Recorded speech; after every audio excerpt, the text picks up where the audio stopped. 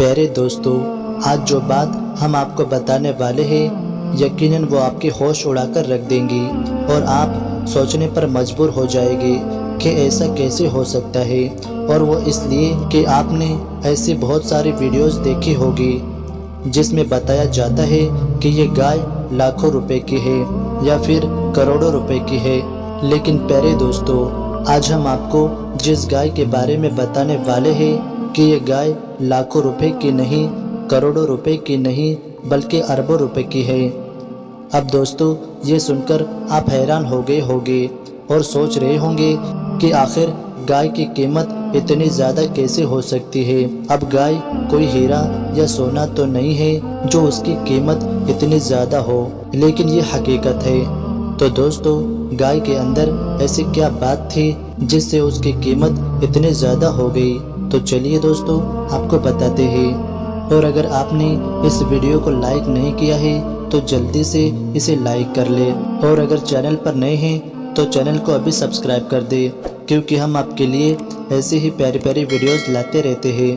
تو چلیے دوستو، ویڈیو شروع کرتے ہیں۔ تو واقعہ کچھ اس طرح سے ہے کہ بنی اسرائیل میں ایک بہت اچھا اور نیک انسان رہتا تھا، اور ان کا ایک ہی بچہ تھا جو بالکل چھوٹا تھا، اور اس کے پاس صرف ایک گائے کی بچیا تھی۔ اور اس آدمی نے مرنے سے پہلے ان بچیا کو جنگل میں لے جا کر ایک جھاڑی کے پاس یہ کہہ کر چھوڑ دیا کہ اے اللہ، میں ان بچیا کو میں تیری امانت میں اس وقت تک دیتا ہوں کہ جب تک میرا بچہ بڑا نہ ہو جائے۔ اس کے بعد دوستو، اس آدمی کی وفات ہو گئی، یعنی کہ اس بندے کی موت ہو گئی، اور بچیا کچھ دنوں میں بڑی ہو کر درمیانی عمر کی ہو گئی، اور اس آدمی کا بچہ جوان ہو گیا، اور وہ اپنی ماں کا بہت ہی زیادہ خیال رکھتا تھا، اور اپنی ماں کا فرما بردار اور نہایت ہی نیک وکار بیٹا تھا۔ یہ بچہ اتنا زیادہ نیک تھا کہ جس سے آپ اندازہ لگا سکتے ہیں کہ اس نے اپنی رات کو 3 حصوں میں تقسیم کر کے رکھا تھا۔ ایک حصے میں وہ سوتا تھا، ایک حصے میں وہ عبادت کرتا تھا، اور ایک حصے میں اپنی ماں کی خدمت کیا کرتا تھا، اور روزانہ صبح میں جنگل سے لکڑیاں کاٹ کر لاتا تھا اور ان کو بیچ دیتا تھا، اور جو پیسے اسے ملتے تھے ان پیسوں میں سے وہ کچھ پیسے غریبوں یتیموں کو دے دیا کرتا تھا،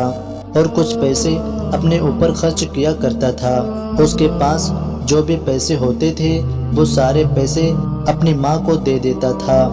ایک دن لڑکے کی ماں نے کہا کہ میرے پیارے بیٹے، تمہارے باپ نے ایک جنگل میں بچیا چھوڑی تھی، اور جس کو انہوں نے فلاں جھاڑی کے پاس جنگل میں اللہ تعالیٰ کی امانت میں سونپ دیا تھا، اور اب تم اس جھاڑی کے پاس جا کر یوں دعا مانگو کہ اے خدا، تو میرے باپ کی سونپی ہوئی امانت مجھے واپس دے دے۔ اور اس بچیا کی نشانی یہ ہے کہ وہ پیلے رنگ کی ہے، اور اس کی کھال اس طرح سے چمک رہی ہوگی گویا کہ سورج کی کرنیں اس میں سے نکل رہی ہے۔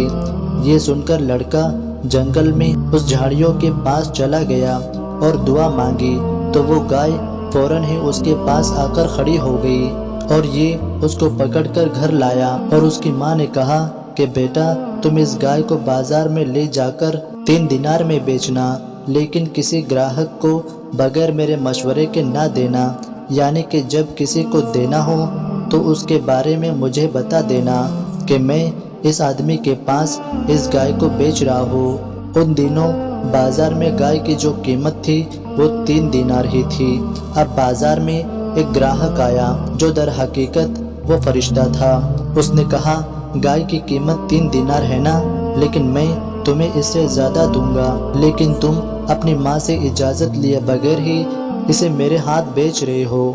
لڑکے نے کہا، تم چاہے جتنی بھی قیمت زیادہ دو، مگر میں اپنی ماں سے مشورہ کیے بغیر ہرگز اس گائے کو تمہارے ہاتھ نہیں بیچوں گا۔ لڑکے نے سارا ماجرا اپنی ماں کو سنا ڈالا، اور ماں نے کہا کہ شاید وہ کوئی فرشتہ ہو، اس لیے میرے بیٹے تم اس سے مشورہ کرو کہ اس گائے کو ابھی بیچے یا نہ بیچے۔ چنانچہ اس لڑکے نے جب بازار جا کر جب اس گراہک سے مشورہ کیا تو اس نے کہا کہ ابھی تم اس گائے کو مت بیچو، کیونکہ اس گائے کو بعد میں حضرت موسیٰ علیہ السلام کے لوگ خریدیں گے تو تم اس گائے کے چمڑے میں سونا بھر کر اس کی قیمت مانگو گے تو وہ لوگ اتنی ہی قیمت میں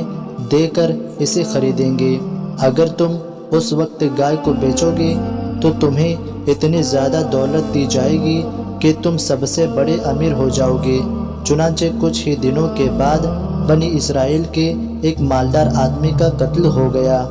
جسے اسے اپنے ہی لوگوں نے قتل کیا تھا اور اس کی لاش کو پھینک دیا تھا۔ صبح کو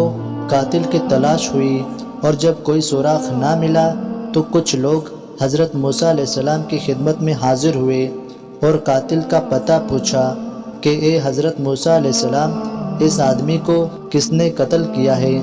آپ بتائیے۔ تو آپ نے فرمایا کہ تم لوگ ایک گائے خریدو، اس کی زبان یا دم کی ہڈی سے لاش کو مارو تو وہ لاش خود ہی زندہ ہو کر اپنے قاتل کا نام بتا دیں گی۔ یہ سن کر بنی اسرائیل نے گائے کے رنگ اور اس کی عمر کے بارے میں پوچھا،